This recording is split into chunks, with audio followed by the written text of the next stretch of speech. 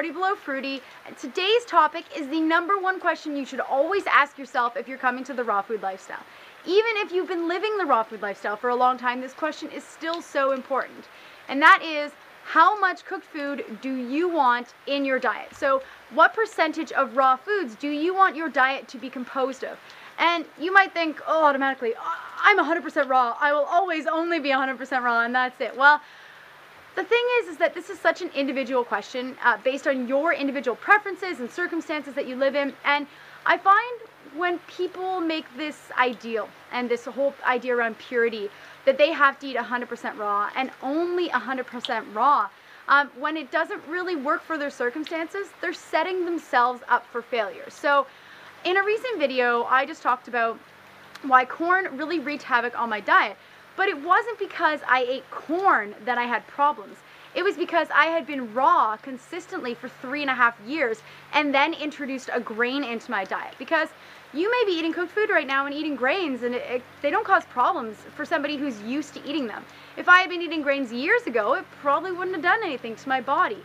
But since I had been consistently eating raw, it then caused problems. So ask yourself, do you want to go out once a month to a restaurant and have some cooked meals, some cooked high-carb, cooked vegan food with your friends or your family or your partner? If you do plan on at any time, even in the next few weeks, months, years, to include any amount of cooked food in your diet, I encourage you to keep cooked food in your diet.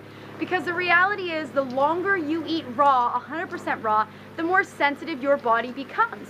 And you may not want your body to be so sensitive like mine, where literally you can have one nut and you get cystic acne, or you have some corn and you gain 15 pounds. So you can still include small amounts of cooked food in your diet day by day, and it means that you're going to increase your tolerance for those foods. So that might mean that you can go out once a month and eat some cooked food with your family or friends.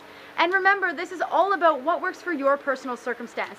If you can't afford to eat 100% raw, or if you live with your parents and they're dictating what you eat and they won't let you, then don't make it your goal to eat 100% raw. This isn't some question of purity or who's judging you based on how raw you are. It all depends on your goals and your circumstances and your desires as well.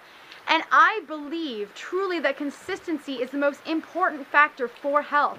And I think if somebody's eating a raw till 4 lifestyle, eating cooked food at dinner, and they've done that consistently for years, they are going to be healthier than somebody who eats 100% raw for a few months and then yo-yos back and forth. The reason I believe this is because health isn't just about the food you put in your body. It's about your mental health, your emotional health, and your physical health. And if all of those aren't in balance, it can cause imbalances in your body. So it's more important to stay consistent, whatever that means for you. So in my lifestyle, for me, it's totally doable to eat 100% raw, and I feel good eating that way. But I would never suggest that you do it if you feel that you can't.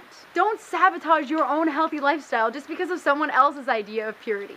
So ask yourself, what is the percentage of raw food you want in your diet that you know that you can sustain? Remember, you don't have to start off eating 100% raw right from the get-go. You can make it a monthly goal that in 6 months from now you'll be 100%.